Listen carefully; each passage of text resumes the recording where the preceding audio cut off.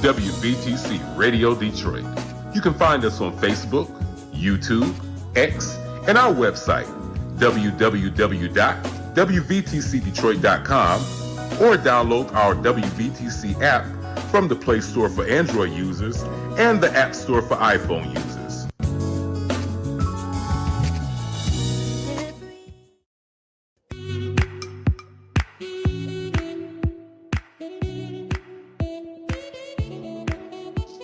Thank you for tuning to WVTC Radio Detroit and the Community Bell Show with your host, former Wayne County Commissioner, Edna Bell.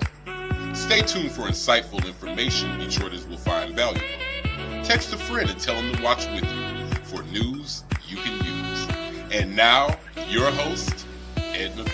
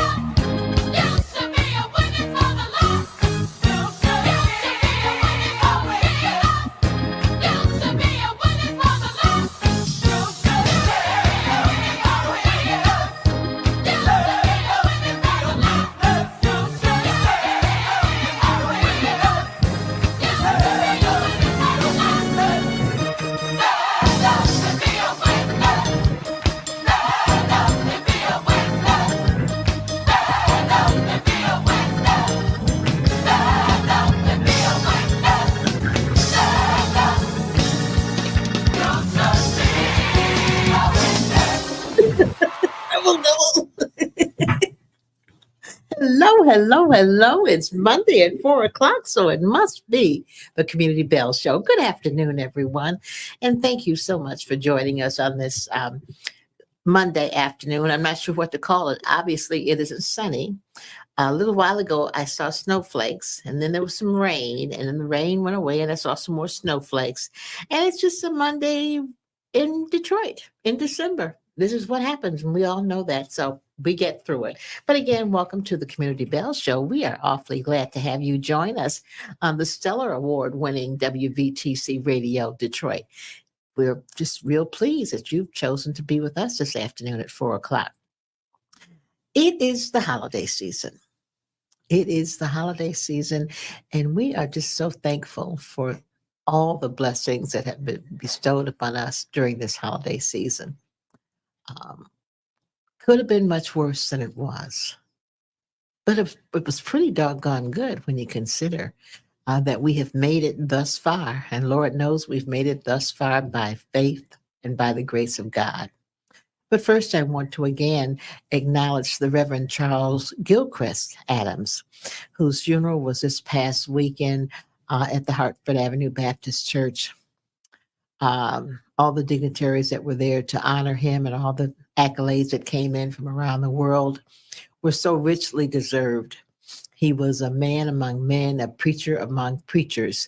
And if you've never heard him say hello in all the different languages, or goodbye even in all the different languages, you've not heard Charles Adams preach.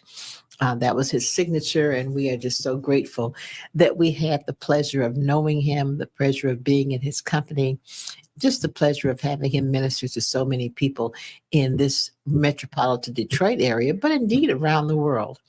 Reverend Charles Gilchrist Adams, pastor of the Hartford Avenue Baptist Church, passed away, as you know, and his funeral was this past weekend at the church where it should have been. Hartford Avenue Baptist Church originally was on Hartford Avenue. And for those of you who don't know where Hartford Avenue is, it's still the street's still there, obviously. And the church started and was named after the street in what we call the old west side of Detroit. And the old west side of Detroit would have been west of West Grand Boulevard, south of Tireman, where Hartford Street and Scotton Avenue and all those places were. That's where Tabernacle Baptist Church was, also in that area.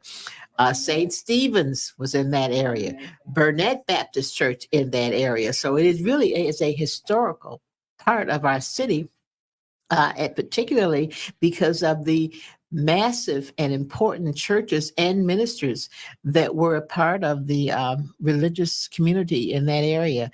And so, yeah, he will be sorely missed. Reverend Adams will be sorely missed.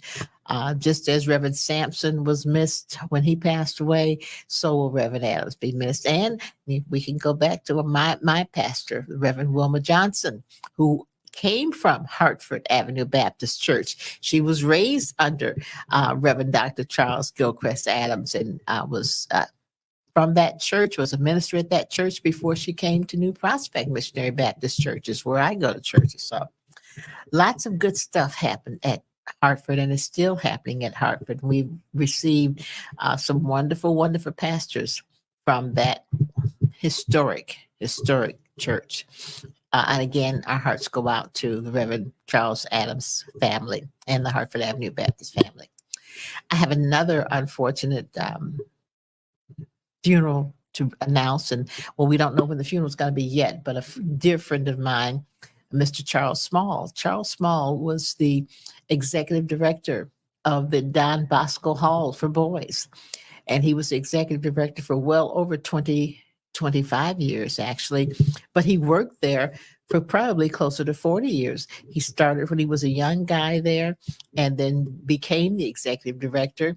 I had the pleasure of serving with him on the board of directors at the Don Bosco Home for Boys for almost 20 years.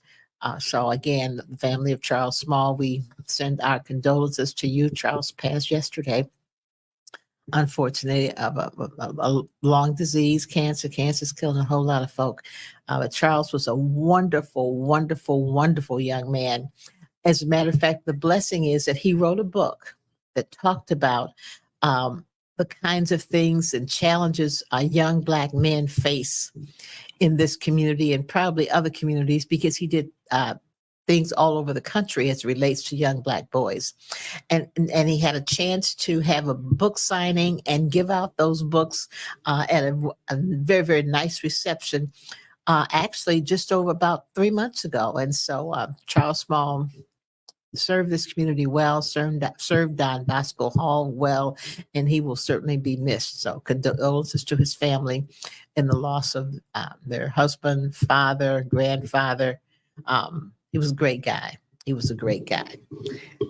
After the next song, you're going to hear some more stuff from what's going on in our community. And there's always things going on, always things we can talk about. But we're going to talk about some more interesting things as we come back about what's going on in our city, our county, our region, because this really is a region of goings on. At one time, it was really just Detroit and it was just Wayne County. But now it's a region. It's Wayne, Oakland, and Macomb County. It's all of those places where people congregate, people work together, people try to solve problems together, because certainly we need to work together to look at what's going on in our community to make it a better place for all of us. And so we'll talk about that in just a moment as we move on to our next segment. Thank you so much. We're glad to move on.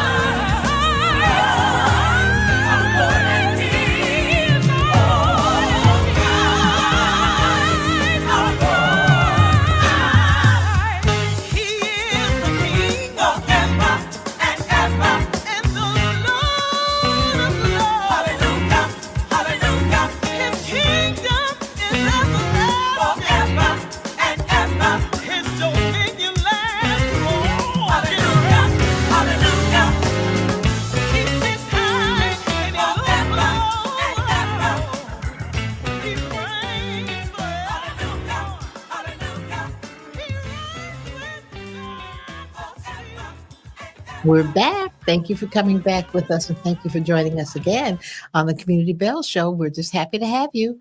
It is such a pleasure to have you with us. One more time, we are just pleased to have our guest speaker with us. She has just arrived. We're so happy to have her. our speaker, come on in. Our guest today is the Honorable Angelique Peterson Mayberry, President of the Joint School Board. Welcome. Thank you so much. Total apologies. Oh my goodness. I'll tell you the story after the show, but I'm just glad we that always I have made stories, it. we were worried about you. We're so glad you could make it. Oh, thank It's you. always good to have you. Always good to have you. How are Likewise. you? I'm doing very well. Thank you. Good, I am trying to get in holiday mode already. I know. It's I said I'm going to wear red. I like it. It's gonna I be like the holiday it. color. It's going to be that. Welcome again. All is well Thank with you. you. I'm glad. All to is hear. well. All is well. That's the blessing. All is Yes, well. We're just yes. glad No that you're complaints for very sure. glad you're okay. Thank We didn't want you. anything to happen to you. Well, welcome to the Miss Community Bell Show again. We're Thank glad you to for have having you. me back, Mama. Absolutely. And Yes. we talked about having you on a regular basis. I think Mhm. we're going to do that. Yes. So that you can bring us some updates on what's going on in our school system. Yes. We appreciate that. Thank you. Go back to you and I had some conversations recently about what was going on in some of our schools in our school system. And one that I asked you about, and I want to thank you for, is that we had a security guard issue at one of our schools. Mhm. Thank you so much for being You're very able to welcome. make that Yes. adjustment and get that security Yes. guard in that building. It's always helpful for It the is. staff and the students of the Mhm. community to know that there's somebody there who knows how to handle security and who's there to look at for their safety. So And I think appreciate that's, that. yeah, no problem. Thank you for reaching out. Oftentimes, we have about 105 buildings, and so it's very difficult to know what's going on in each and every one of our buildings. But thank you for reaching out. We know that as parents, one of the top 3 things that we look for in the school district is security. And so we want to know Absolutely. that they're safe in our buildings. And I'm very proud about the fact that we have our own public safety department. Yes. Because within that, you are allowed to, one, control your training. And so we know what type of training is needed for our students, which may be different than what's needed on the streets of Detroit with our Absolutely. adults. And our officers know our families. They know the families, they know the students. And a lot of times they can de-escalate things before they get out of hand. Absolutely. And so I'm excited and really proud of our public safety department. So again, no problem. Thank you for reaching out. And I'm glad that we were able to make that happen. Yes, good stuff happens. But what's going on in our school system? Talk about good stuff. I know you got good stuff. Oh, yes. I think the last time that we were here, that I was here, we were in negotiations with our unions. Yes. And so we have ratified all of our union contracts. And so that's a pretty proud moment, especially considering the landscape of our unions in the city and across the and we state. didn't have a strike. We So did not have a that's strike. good news. Teachers were in the classroom every day Yes. showing up for our young people. And, that in terms of our support staff and our clerical workers, I mean, it really matters. And I think that what they agreed to is to make sure that we were fair and equitable, but they have a commitment. They have a commitment to our students and to our staff and to our district. And so I applaud all of our union leaders and all of those who are in our unions, because they ensured us that there would not be a strike provided we did the right thing. And I think, this is another one of those monumental moments as we talk about our educators. We were attempting to, over these years, make them whole again, because better than anyone, they gave back so much. Yes. Under emergency management, they just gave back so much. And so each contract, we were trying to give them more and more to make them whole. And I think we are finally arriving at that point where we could say that they are, over a $10,000 increase in salary since we came on. Great. Talk about some of what they did get, because people keep saying, well, what did the teachers get? What did the union say? I said, well, that's okay. We're going to have somebody who knows what that answer is. Now, talk I'm about what glad they you got. asked. One of the main things that I think is important, in addition to the wage increase, was that they did not consume any of the increase in healthcare costs. That's a biggie. And that is huge. That's a big one. I mean, I work at Ford Motor Company. I understand that number was in the millions for our educators. And that is something that the district absorbed. So they did not see an increase in their healthcare costs, which I thought was really good. There were some additional things like professional development and things of that nature, but the wages, that was one of the main things, that healthcare costs. And the other things were pretty ancillary, but we were making sure that they got what they wanted and what they asked for. And I think if you were to talk to the amazing leadership team with the unions, I think they will say that they may not have gotten everything that they wanted, but they were pretty happy with what they got. That's important. That's important. important. Mhm. Recently I read an article about evaluations and teachers and the state putting in some new evaluation techniques for teachers. Talk about that. So, what we've tried to do is include everyone in that process. Mhm. And so we had a committee of people who it was comprised of central office staff, it was comprised of school level leadership and some teachers. Mhm. And we talked about what does that evaluation look like. And I think there's still some work to be done, honestly, with the evaluation, because, we were allowed to waive the COVID time, right? Mhm. And so, but we had to kind of fight for that. Mhm. And it should have been a no-brainer. Absolutely. But we kind of fought for that. And so we were given that waiver along with other school districts. But I think that even when you think about central staff being evaluated Mhm. and Dr. Vitti being evaluated. We just met a couple of weeks ago to do his evaluation. Mhm. There's always a process of evaluation that has to happen just to make sure that there are some things, some checks and balances that we may need to revise or edit. You think about weights, Yes. things being weighted. And I think that if you talk to some of our educators, they will say that the evaluation process is a little better than it was, but there's still room for improvement. So we'll continue to advocate to make sure that those voices at the school level Mhm. and at the city level for the district are heard in Lansing. That's important, because one of the things I think I read that they were looking at doing was putting less weight on student achievement Yes. and more on classroom involvement. Yes. And we've even had to unpack what that looks like Mhm. when you talk about proficiency and growth, Mhm. because those are two different things. Mhm. To say that someone is proficient is one thing, but to say that they grew It's maybe something. one or two different grades, then that's something different. Mhm. And, the way that our educators are able to manage the classroom and their involvement, not only with students, but even with parents, Absolutely. I think that that's a skill. Mhm. Would I put more weight on that than achievement? Absolutely not. Absolutely not. Absolutely not. Sometimes they're fighting a losing battle with, Mhm. our village looks different now. Mhm. It looks different. And I'm almost surprised when I look at the numbers to find out who's wrapping their arms around our students beyond the education realm.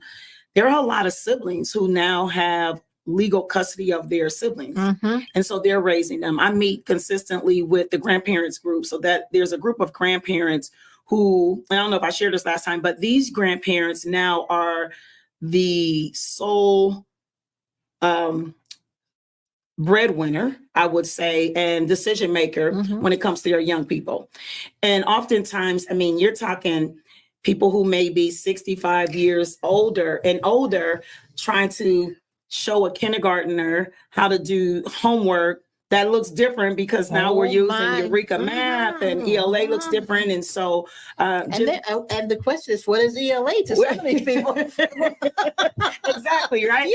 Is that language arts? Yeah, Oh, English, yeah. English language arts. Mhm. But I co-parent with my sister and brother-in-law with my nieces and nephews, and even the way that I can get to the same answer Mhm. because of what the public education that I Okay, received, I exactly. know.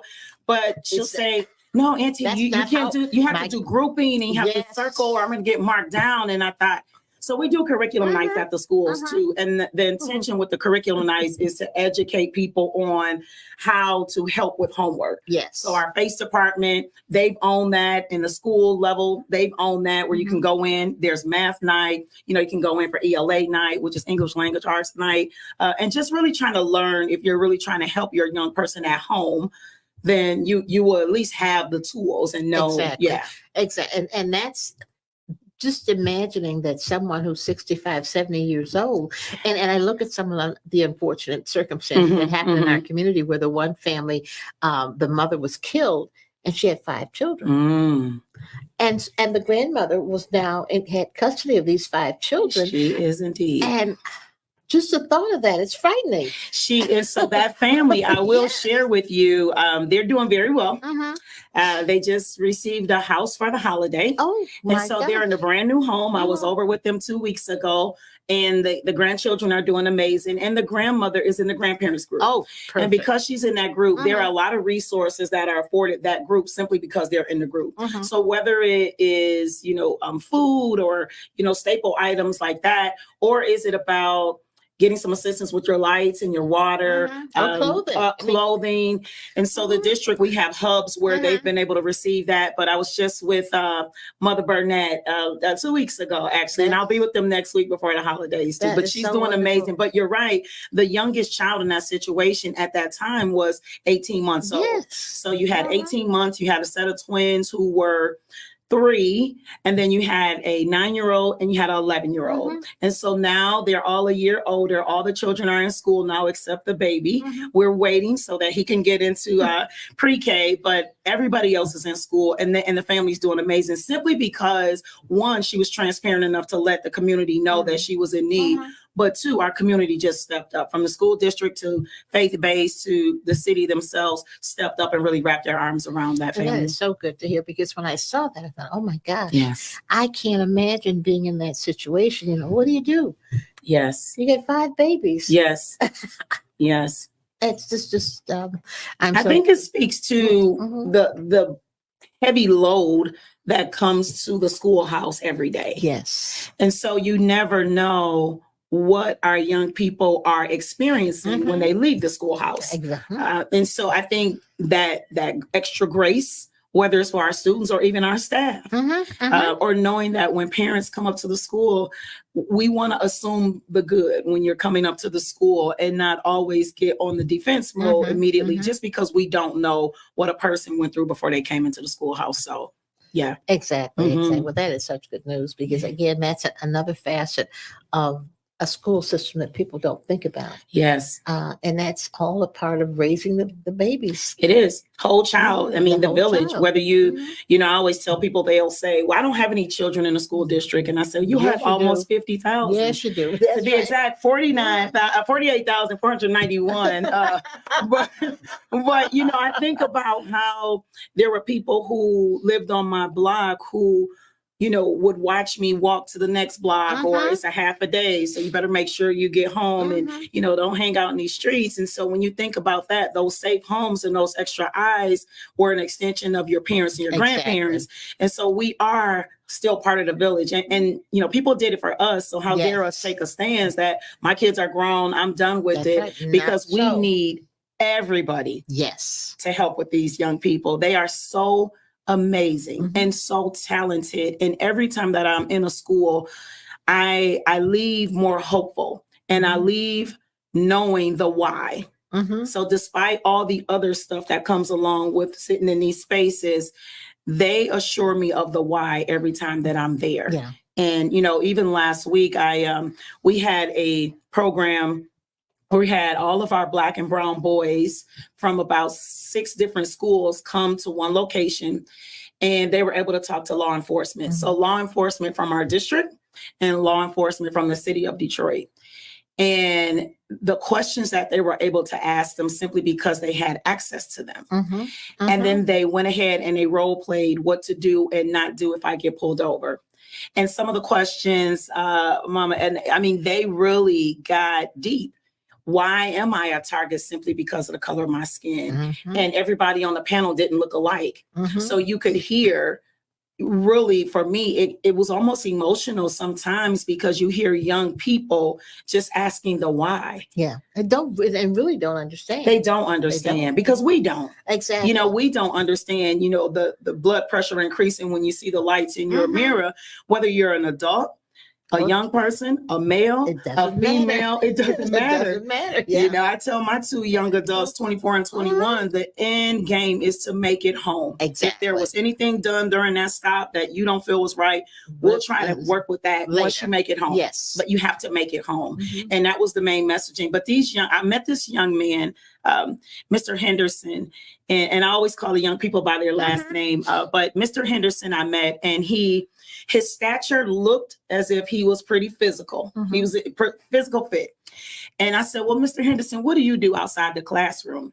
He said, well, I am a boxer. I said, really? So is that what you want to do after high school? He said, I will do that on the side because I want to be a neurosurgeon. Oh. And I said, He said, I'll be the first neurosurgeon who's also a professional boxer. So I joked with him and said, so after you hit them in the rink, then you go ahead and make sure that their head is good.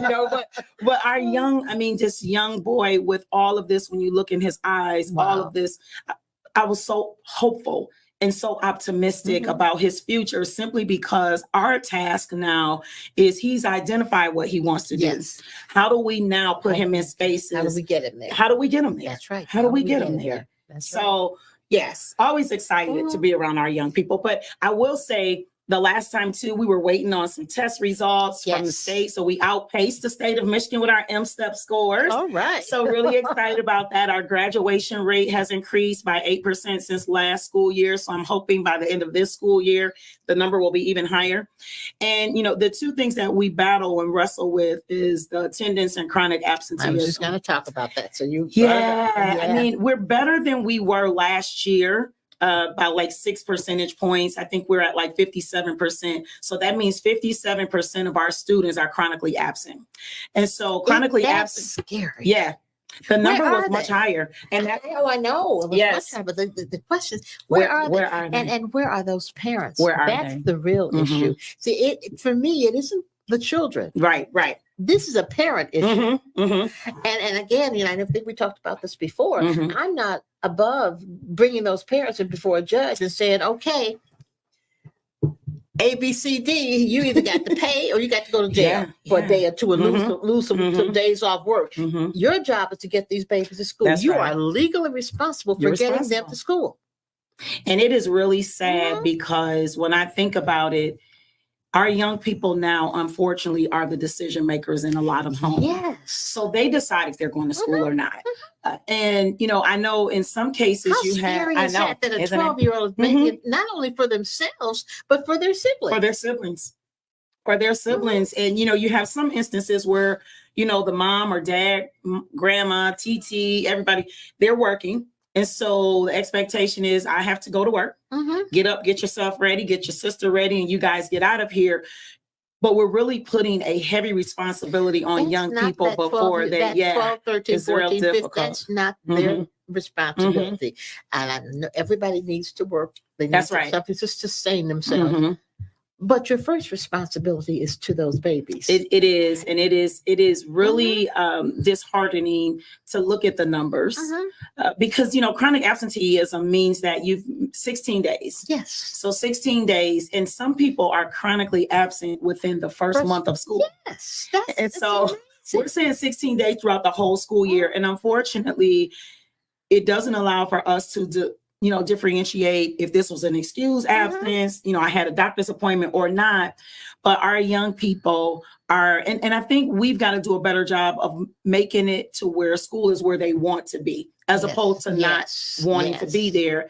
And so oftentimes as we sit and talk with young people, we are trying to reimagine what even day looks like for young people, especially high schoolers, because that's where the numbers are the greatest. Because, you think if you're in a K-8, you're still kind of being told, but the high schoolers are young adults, unfortunately, and much too soon.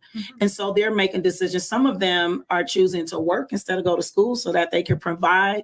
And those become systemic issues that we have to address. I do remember during COVID, once we were back in the building, we were virtual for so long, we were back in the building, and there was one particular school that continued to have high chronic absenteeism. And we found out that a lot of those students were in the workforce and they were working at retail spaces not far from the school. So then the question goes to the business owner. Why then are you employing school-age children before 3 o'clock during school hours? And so that was a pretty heavy conversation, but the conversation was had and, we were able to address that. But at the end of the day, the young people were saying, hey, listen, I have to provide for the household too. I have to contribute to that. And so we don't want to disturb that, but you have to provide after school hours because we want to make it to where that doesn't become your only source of income, even after high school. Exactly. Unless you're looking to, go into another, if that's your preference, that's one thing, but it was just really difficult to see young people having to make those decisions. And although it was never my reality and, not my children's either, I just remember my mom saying to me, it's no rush. Because once you're grown for the rest of your life. Yes. So, you don't Yes. try to grow up so fast. Just enjoy high school if you can. And so we're trying to make the experience for school much more enjoyable because it's so much more than just reading, writing, and arithmetic. Oh my goodness, yes. It's just so much more. And I think if we continue to focus on that, then we'll continue to see some of these numbers. But our attendance rates right now, we're close to 90%. We're at 85%. And that means students who are coming to school every day. And so that is hopeful. That number is higher than it has been. Yeah. We're still not back to pre-pandemic numbers yet, though. And so, the last time that I was here, I talked about virtual school and how the pandemic forced us to create a virtual school. At that time, we had over 3,000 students in virtual school. Now, there's a little around 300. Oh, good. And so majority of those students are back into school buildings because there's a social aspect that I think you have to make sure that you acknowledge. And for our young people, when we look at the numbers, to be in a kindergarten and first grade, you need to be in a building. You need to be in You need to be in and a those school ages building. are much too young to be virtual. Much too young to be virtual. Much too young. Much too young. So those numbers, but we set a target even for pre-K. And so our target for pre-K for this school year was 2,000. So we've exceeded that number, which is exciting. Over 75% of our schools have a pre-K classroom. And when you visit the pre-K, what we do know is if your child is in pre-K, they're 3 times more likely to do better in kindergarten. So what the challenge is if you have a kindergarten class split with some students who are in pre-K, some students who are not in pre-K. And so you have this learning curve that's being slid. But I think when you put these young people in learning environments, and they're learning a variety of things, obviously, even something as we would think it's too advanced for them, but critical thinking. And, as they're having lunch and they're having lunch family style. So they're learning table etiquettes, things of that nature, how to be nice and kind. Yes. And I think some of our adults can take that class too. But just how to be nice. How about that? Yes. Yes, just how to be nice and kind. For some of them, that is their first That means they won't be watching school board meetings. They definitely won't watch those meetings. They won't watch because the parents are not nice and kind. They missed that lesson. Yes, it has been that way for a while. Yeah. But so those are some of the things that I'm really proud of. I'm really proud of the fact that we're moving in the right direction, and the data shows that we're moving in the right direction. I think there's still a huge opportunity for us with our ESC students, as well as those who are actually going to take advantage of all of the mental health support and the support through the hubs that we have. I think as a society, we have to do a better job of reconditioning people's mind. Yes. So that if they need mental health support, they don't feel like it's something bad. That's right. They need to feel comfortable. So just like if my knee is hurting, I go to somebody to help my knee. It's the same thing, but the society has not gotten there yet. And hopefully we're going to get there, but right now we're not there, and we need that so much. I'm almost want to say mental health right now is one of our top priorities. It should be. Absolutely. Not just for adults, but for our students. For our students as well. Particularly because they are going through some tough times. And as the adults are going through tough times, the kids are going through twice.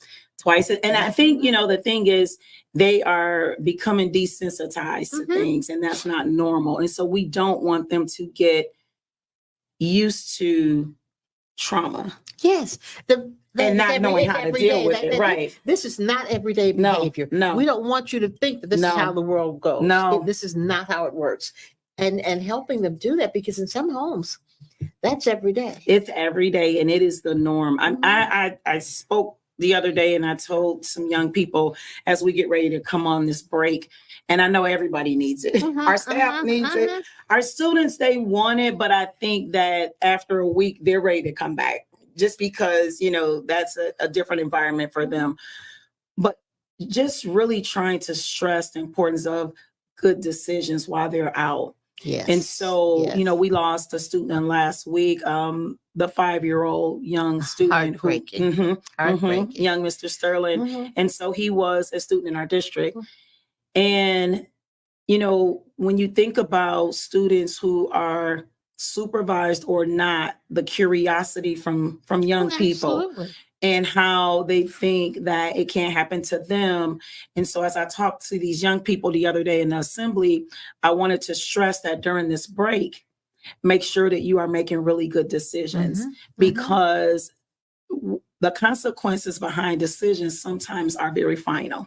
Yes, but the question is, do they even know what a good decision is? And so that's what we got to do a better job with that. That conversation, I specifically talked about firearms. Yes. If they've seen one, not to touch it. If they see someone else touching it, go tell someone, things of that nature. And, we could blame, music and TV. We can do all of that. But at the end of the day, we have an obligation and a responsibility.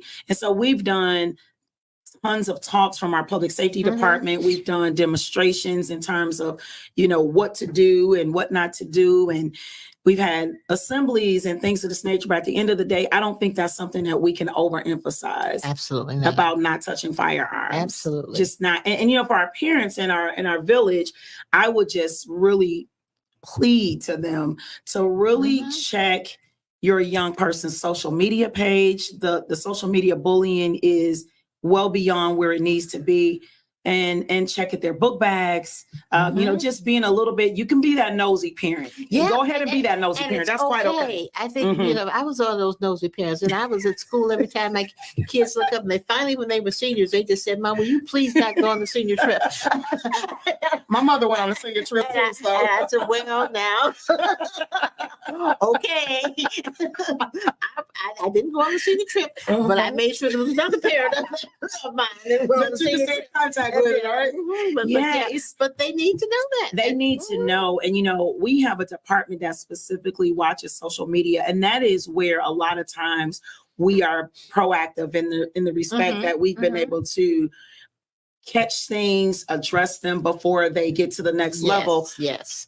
But, I tell our young people all the time, it's not private when you put it on social media. Exactly. It becomes public. It's public. It's your business when you put it out there. Not when you put it out there, And so they, again, it's that filter system, because you're learning as you get older through circumstances and experiences in life, you're learning. Yes. You're still learning. Yes. And so when you put a thread on social media, we are working with the Wayne County Prosecutor's Office, because we investigate every single one, because the one that we don't, that's the one that might be the one that something is actually, and I am so thankful to God. And I just say that because I'm unapologetic, his daughter, but I'm just thankful that we have not had any incidents like that.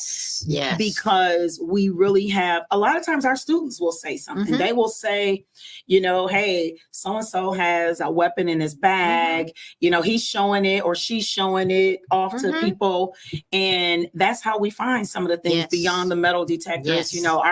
We're having an increased number of students who are letting other students in school buildings that don't belong there. Yes. The last couple of weeks, we've had a lot of that. And as we typically around this time, as we approach the holiday, we see just a lot more risky behavior going on with our young people. And so because we know it, we know we have to do something about it and not be reactive to everything, but be proactive in as many spaces as we can. So that I think that two-way street of students feeling comfortable enough to talk to someone is huge. Absolutely. Absolutely. Well, we're about to end, but before we end, I have to come back now because I already got here. Okay. All right. But we have to, I want to talk about and congratulate the young ladies at the Cass Tech golf team. Cass Tech golf team. Way to go. Yes, they made history. Congratulate those young ladies who made history.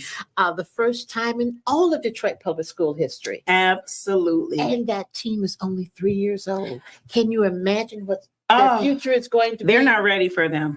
I don't know if I'm ready. They're so humble too. Oh, and they are. They are. And I'm just so proud of them and the parents that helped out, the coaches. And I'm pleased that I spoke at their banquet last Tuesday when they had their end of the season banquet. And they gave their patches Oh, and yes. their medals Mhm. and their trophies and just and the seniors got beautiful flowers. Isn't that And it was amazing? just such a wonderful ceremony for those young ladies. Isn't it amazing? Absolutely amazing what you can do with young people. when you're And that's the thing, it's exposure, right? Yes, And so we brought them to a yes. school board meeting. We Mhm. recognized them and Yes, coach at the right. school board Mhm. meeting. And it's really about access and exposure. That's what it is. It's access and exposure. I mean, I just am so proud of them So proud of and them. what they have accomplished and what they're going to accomplish. because Absolutely. Those seniors some of them are going to go and hopefully play golf in college. The Mhm. ones who are coming up will be even better. That's right. They're going to be even better. Just so that you know, we're still working on trying to secure a local spot for them to practice. Okay. I just have a problem with them having to go to Royal Oak. I Yeah. just really do. So Yeah, when we're we have working- Detroit Golf Club Yeah, right in the that city. Detroit Okay. Golf Club, right? Rouge Rouge is Park, right there. yep, in the And city, so yeah. we've been working with the city of Detroit Okay. and the councilman in that district, where Great. Rouge is Fred Durhall. Okay. Is helping us to Mhm. try and secure Rouge Park as Mhm. their home course and as their practice Oh, facility. I love that too, because a lot of Mhm. times people will say that they're partners Mhm. and they Mhm. get on television Yeah. and radio and we're Mhm. partners. Show us what Th- partnership that's looks like, because it exactly. can't be in word only. No, It has to be in your deed. And so Exactly. if Councilman Durhall is on it, Mhm. I'm pretty sure he'll Yeah, get the so results we're that working we with all him to get them need. their spot. That is And amazing. they're so deserving. Mhm. And I want those other schools to come to us. Mhm. Like Mhm. we have to go those long Mhm. distances to Mhm. play with them. Rouge is a premier golf course. Right. They need to do that. And again, we've got places that practice at the Detroit Golf Club Mhm. whose schools are way Across away. Eight Mile, right? Mhm. Across 8 miles. Absolutely. So we need to have some conversation about that. Jen. We do, and So- exposure, so that Exposure. people know that these are some of the challenges that we're experiencing with Yes. some of these places that you are patronizing. Exactly.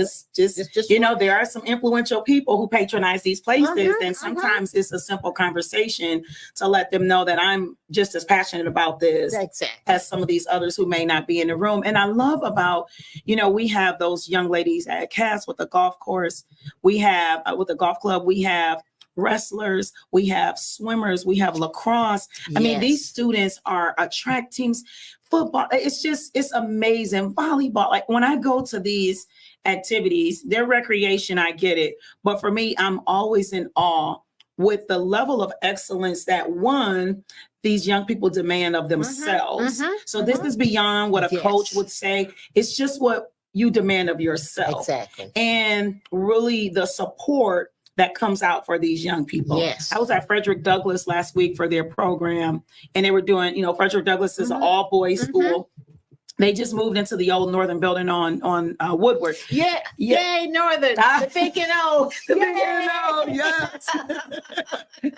So they were doing this amazing program, and you saw basketball players, football players, all of these. But what you saw was a brotherhood that was so close. They were cheering for each other after they were singing. These young men could sing and they were acting, and it was amazing. And the community showed up for these young people. It was during the day, but people showed up. So you had staff, you had district office, you had community there.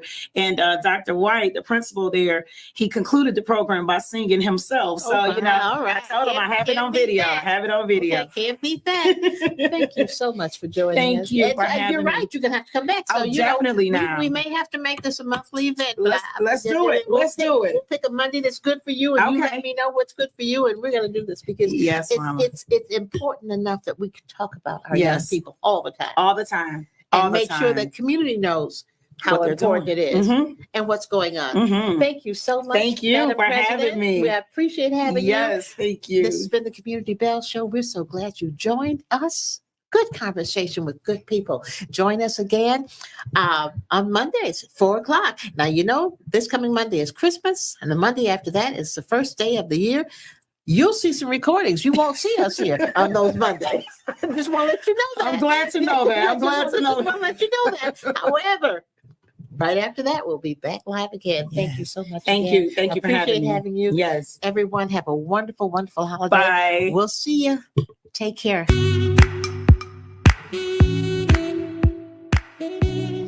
Thank you for listening to Community Bell with your host, former Wayne County Commissioner Edna Bell.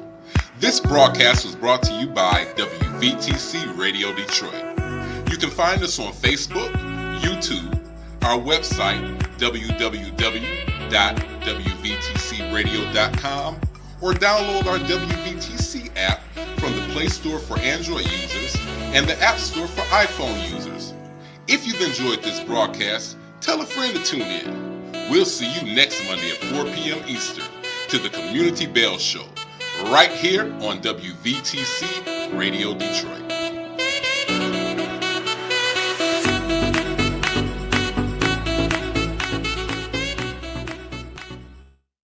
Go to your Apple or Google Play Store and download the WVTC Gospel Radio app today. You can also say, Alexa, play WVTC Radio Skills. Would you like to play WVTC Radio Network? Absolutely. Download it today. You're listening to WVTC Gospel Radio Detroit, and we're flowing in the Spirit.